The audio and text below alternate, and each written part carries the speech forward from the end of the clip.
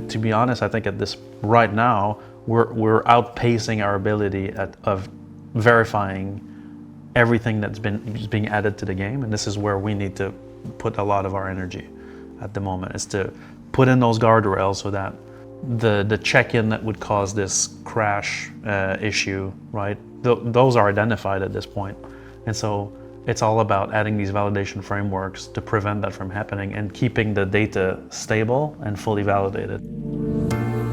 That was Star Citizen's CTO admitting on camera that after a decade of development, Star Citizen's code has simply gotten to be too much to work with. A confession about the company he has recently taken the technological reins of.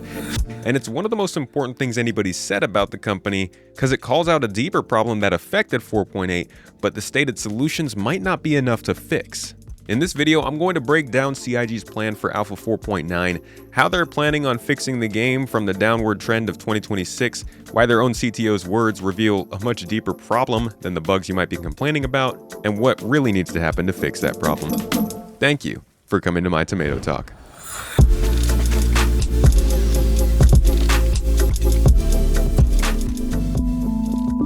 So CIG says they want to get Star Citizen into a better place after 4.8, but Tomato, that's what they spent all 2025 doing, and look where we are now.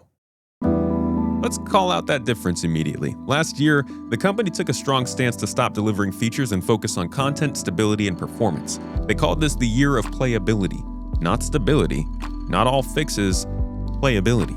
Which means keep the game good enough for players to try new content and buy more ships.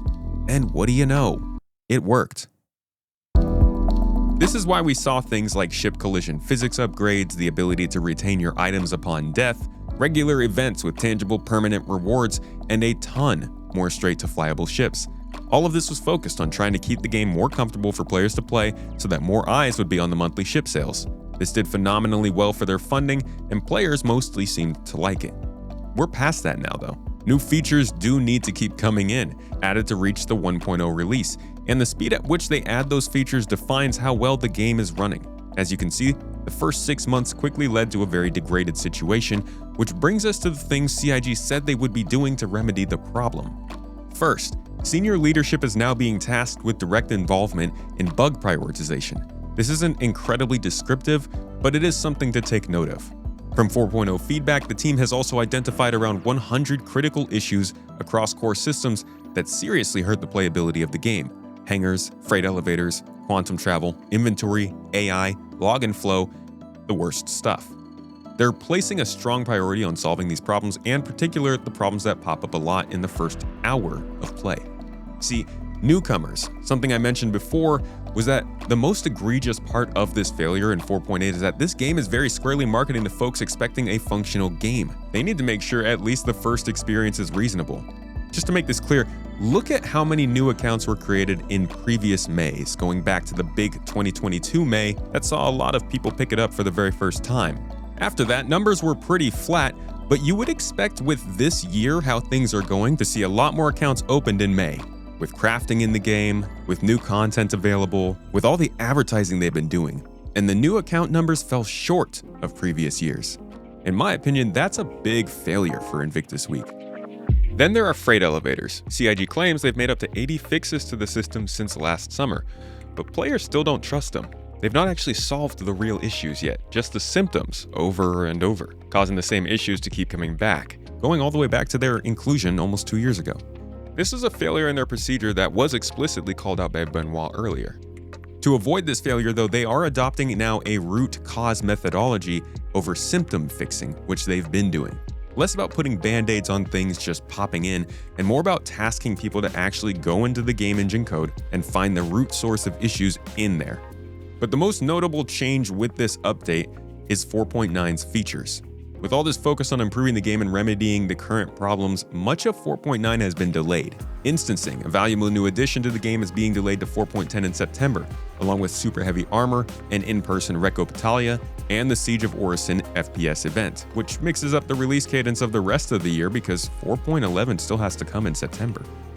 Now, most interesting here is that CIG is referencing all instanced-related content being delayed, which is I think the clearest hint we've had so far that Recco Battaglia, being the first real quest giver added back into the game, is going to be instanced when she arrives. Now, all of this sounds great. Delays, fixes, new methodologies. That's good. And it's better messaging than what they did those first 2 weeks of mostly silence after 4.8 dropped. And the tangible changes they're talking about show that they're serious about addressing player concerns. But I think above all else, you just want to see it before you can believe it. And it's not that simple. They've already said in this update that they've only completed 20% of their priority list and that they'll absolutely not be done by 4.9. I'm going to go ahead and say they don't expect them to be done by 4.10 either. Because even if they did, you know as well as I do that new game-breaking features are only a patch away. These fixes they've listed here aren't going to address the underlying issue. They also could seriously shake up the strategy that has been driving sales up exponentially over the last 2 years. And that brings us to the problem that CIG is in. They have pushed this alpha to its limits. They started advertising a playable environment before they finished getting the basics completed. Now all the people they told to come and play a cool space game with cargo hauling and pirate bases and cool fleet battles are wondering why they can't take part quite like it was showed. Now if you go back to last CitizenCon, the head of Star Citizen's development said in an interview this. And while we have lofty future goals, we still have to make decisions right now that make the game fun for the people that are playing it all the time, playing it as their daily game. If you look at previous years, we've had to hold a patch back, we've had to make concessions, mainly due to around a feature may not have been ready or right to go into there. There were 3 months, 4 months, sometimes 5 months between patches. Exactly, and I don't think that's good for anybody. I don't think it's good for the players. I don't think it's good for the development team. I think it's better to have regular cadence of drop. Rich Tyrer here is saying that players should both be getting a good experience by stripping problematic features and things out of updates to make sure they ship on time, and that regular fast updates need to be a thing for player retention. Both of these are true, but they've proven incompatible. Things are simply moving too fast, as said by the CTO of CIG, Benoit Bouzéjour, just recently.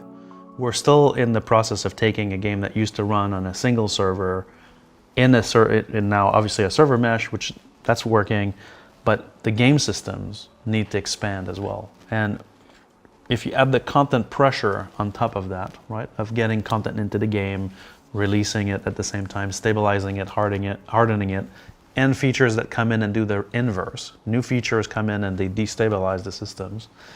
Without stronger guardrails that also need to evolve with this, that's where we ended up. You're not saying that there were no guardrails in place. No. There are guardrails in place, but they're not keeping up with the pace. Correct. We create more content and more features than we have time to add guardrails in to prevent these cases, right? And players can see this outpacing. It's why so many bugs make it through the PTU cycles. The guardrails are not keeping up.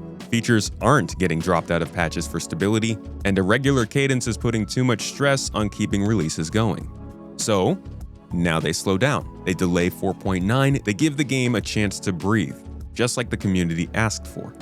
But just like the question that hovered around last year, what happens after the playability push finishes and those new features Benoit just talked about need to keep getting added?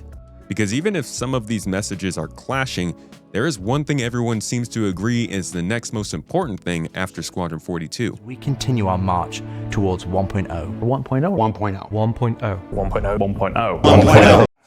And that is what we call Star Citizen 1.0. But Richard Tyrer mentioned something else there. New updates do keep players coming back, and the longer they delay 1.0, the more expensive this whole thing becomes. Without simple features like voice comms, player trading, item stats, proper AI functionality, and game loops that actually connect, this experience is going to fall apart. They can't exactly stop adding features anymore. And even in this current scenario, just 1 month is not a huge break from the onslaught of the patch must go. This is why the plan as it's laid out probably won't work to fix Star Citizen's biggest problem. The cat is out of the bag. They've already sold a complete experience these past couple of years, and quite frankly, I don't care what the alpha tag says, the expectations are now there to match, even if the game is not. But there is a way.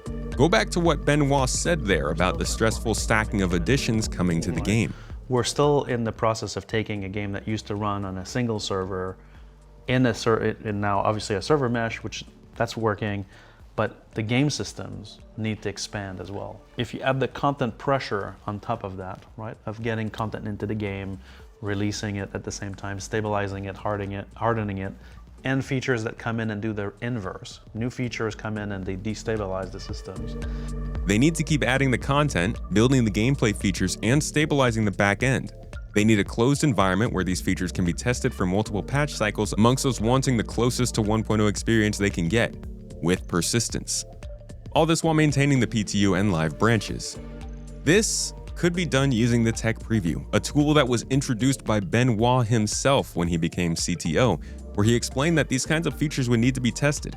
Actually, if you jump forward a little over a year, you'll even find Chris Roberts saying almost the exact same thing about gameplay features being included in this branch of testing.